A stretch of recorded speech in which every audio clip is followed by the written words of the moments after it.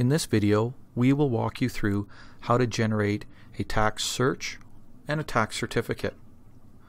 Right now the screen you're looking at is the main screen for your account when you first log in. For almost everybody who logs in, they will only see this rectangle that talks about a general receivables account.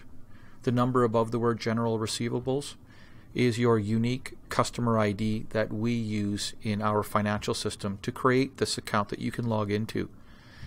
Should one of the company accounts also own property in the municipality, you may see a couple of these boxes with roll numbers in them, and these would be saying that company XYZ actually owns this roll number or one of the roll numbers. So now let's get into searching and generating certificates. We do the search and certificate in the upper right hand area, clicking on this option. We can generate new certificates and searches. We can also view historical ones that the company has done in the past. When you do look at these historical ones, there is no fee for regenerating a search or a certificate that you've done in the past. So let's go to generate a new search or certificate. I'm going to open it up in a new tab. You don't have to, you can just click on it. The reason why I do it for this example is because if I have to go back to this main screen, the account listing screen, it takes a little while to populate because there's so many properties that this municipal account is tied to. So now when we get to the search screen, there's a number of different ways that we can actually do the search. We can search by roll number, we can search by rural address, we can search by plan block lot. Just a little item about searching in the plan. In the plan, there are some spaces that you have to ensure that you put in to get the right search results. If the plan number is a 7-digit number, 792-1488, there is a space between the third and the fourth digit. So it'd be 792 space and then the rest of the number. If the plan number is 4 digits and 2 characters, 1926 NY for example, there has to be a space between the 1926 space NY for it to find the result after you do the search. You can search by long legal. There is a subdivision search that'll get you to the community. Very seldom is this option used though. You can search by the title number, and you can also search by the link number. Both the title number and the link number are numbers that are created at land titles. In this case, we are going to take a look at a property that is a municipal owned property, and we're going to generate a search and a certificate on this property. So we enter the number, hit search, and in this case it finds one card or one match. If you were to have searched on a long legal, and let's say you were just searching up to the quarter section, you could have numerous cards that pop up. All of them would be with different roll numbers.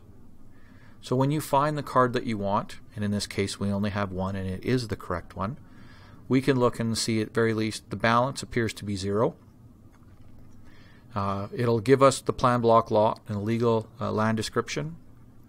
And if that's the property that we want to generate the search and certificate from, then we can go ahead and generate it. So down here we can say generate the search or the certificate. When you click on either of these buttons, it doesn't immediately take you to the results. It takes you to a secondary page to confirm this is what you want to do, because the system, this website, is set up that either of these could actually have a charge associated to them. When we go into the tax search, it brings us to this disclosure page, and the search confirmation pops up with the same details that we saw on the previous card. It also lets us know some please note information here, and it also allows you to put in your own file number that you're using in your own office. So we're going to put the word test. Below that, you notice that for the search, there is no charge for the search. So if there is ever a question of whether or not there is a fee, and if so, how much, always take a look at the statement that's made just below the reference file number field. So in this case, yes, we want to confirm that this is the search that we want, and now it lets us know that the transaction is successful. Some companies, their process is to print this page out. You can do that by hitting the print screen or the print button here, and it'll generate that the transaction has been successful. We'll cancel that. If we want to view what we just did, this button does not state that view the search if what you were doing was a search, or view certificate if what you were doing was a certificate. It's a very general page that whatever you were searching for, whether it was the certificate or just the search, this is the button to view it. So we'll click on it and the information will pop up. I'll zoom in a little bit. We know it's a search because this line here tells us that this is a search only, not a certificate.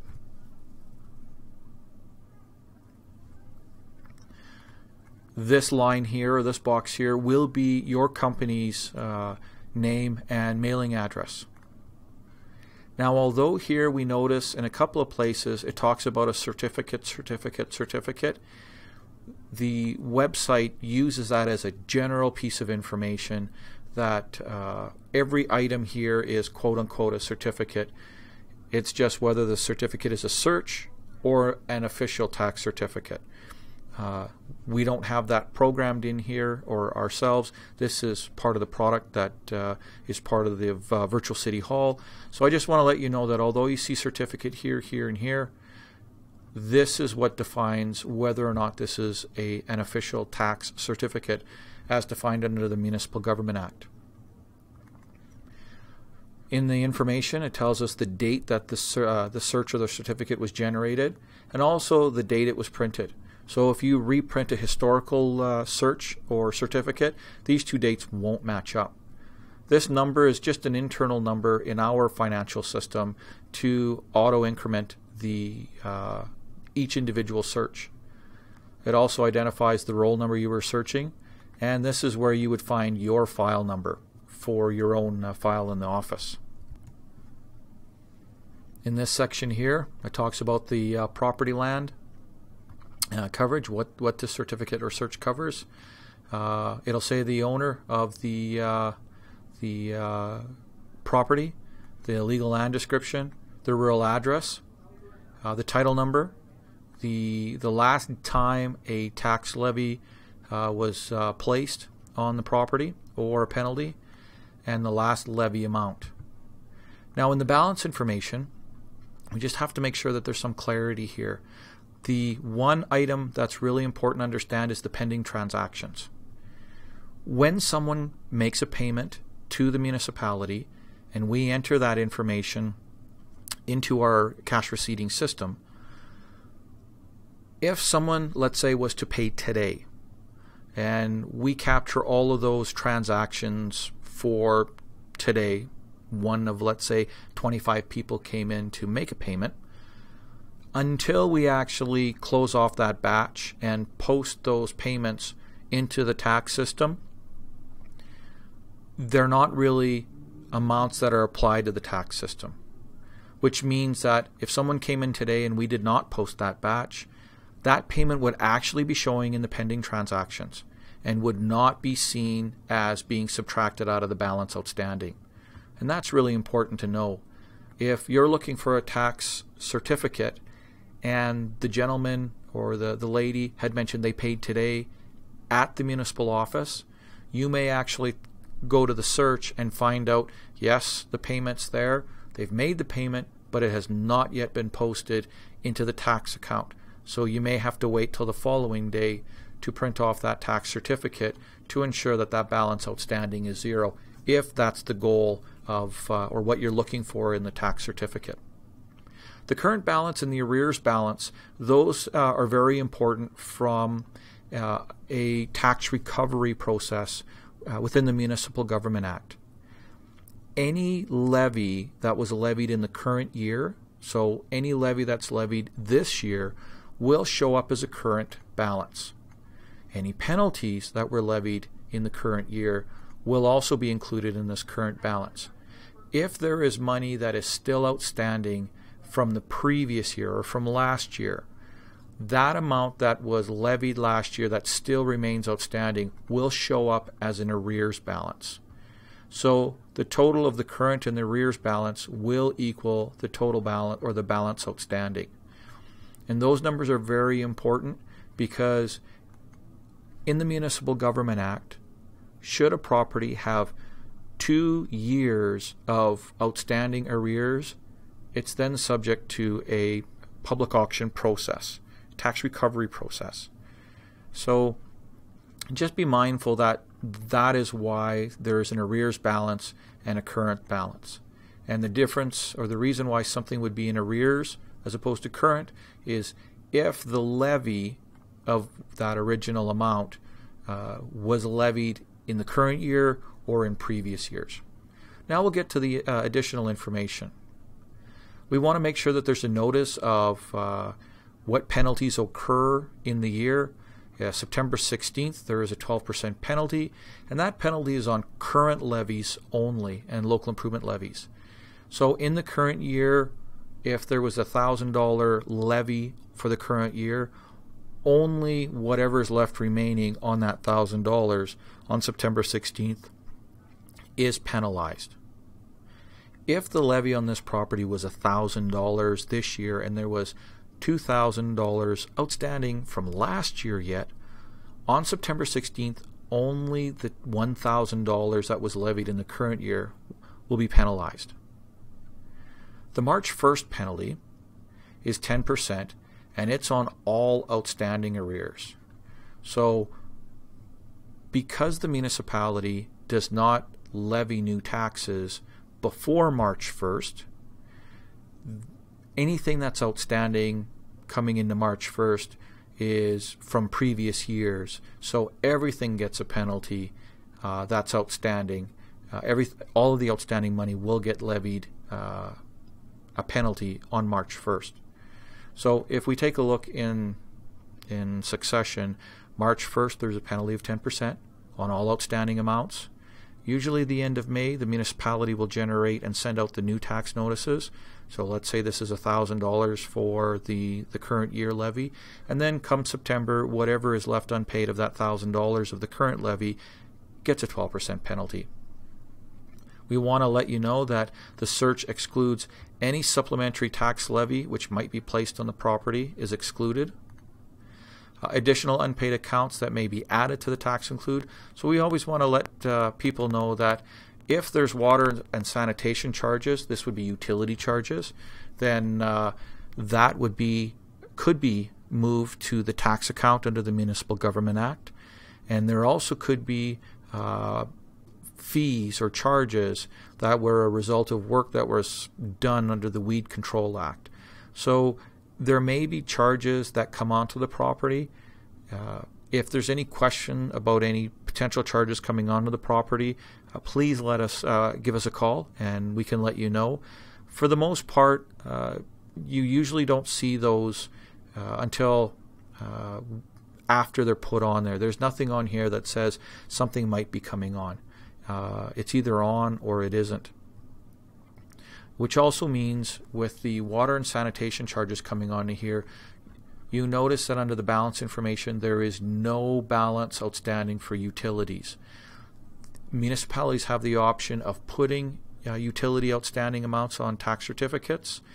Our municipality does not, because of the way that the water utility accounts are established, that there's many cases where the outstanding water account is to a person who does not own the property.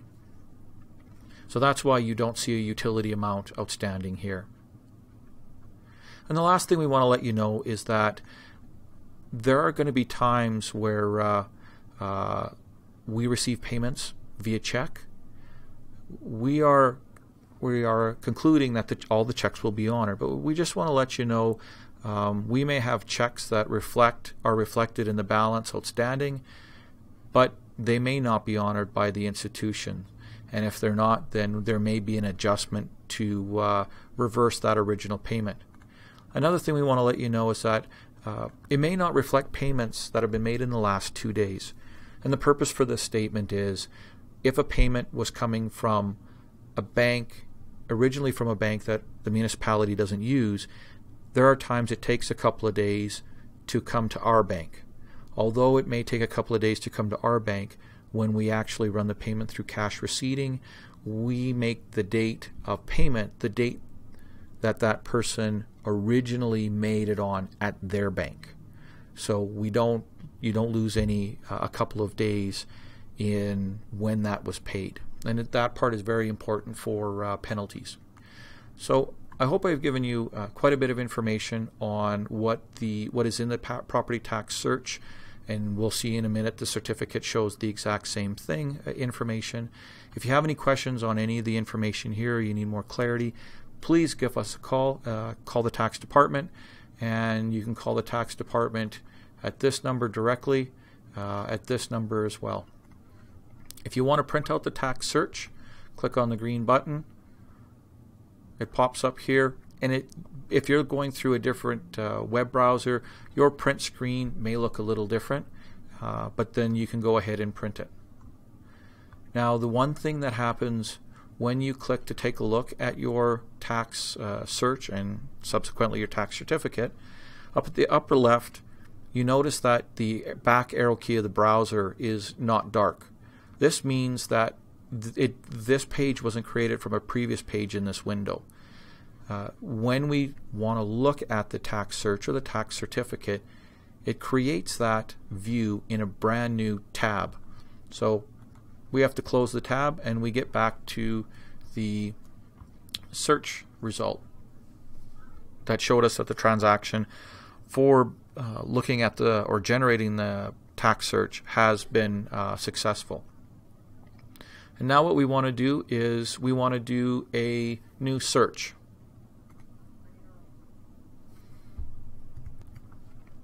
So now we're at the new search. We're going to type in the same roll number, and I'm going to click search. We get the card. Now what we want to do is we want to generate the tax certificate. Now we're satisfied that the information we're expecting on the search is the information we need for the certificate. And now you notice here it's a certificate confirmation, not a search confirmation. Same information is here as below.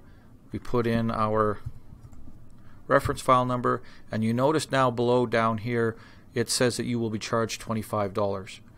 When you see that you'll be charged $25, you know for our municipality that you're in a tax certificate mode. And notice here there's an invoice button. You don't have to pay online. What we do in our municipality is that we just send you an invoice.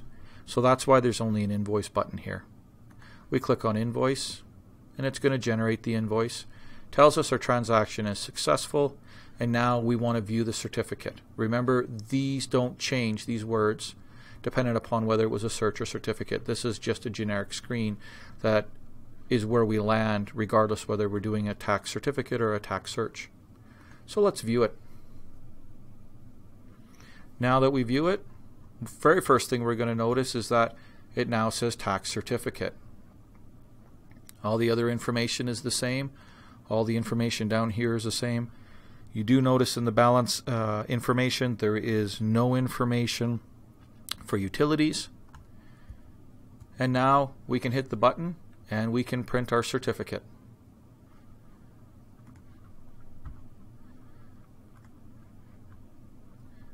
And now we've generated both a search, a certificate, the invoice that you will receive. We do send our invoices monthly, and you will receive an invoice.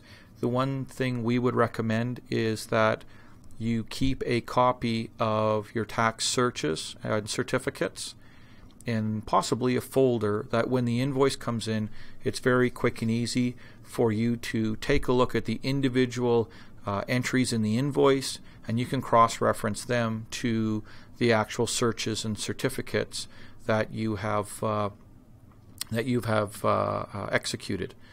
You will find that depending upon when our cutoff day to generate the invoices and send them out, if you have done a couple of searches or certificates within the couple of days it takes us to prepare the invoices, you will notice that those most recent searches and certificates won't be on the invoice that you get, and it would come in the following invoice. So that covers the tax searches and certificates.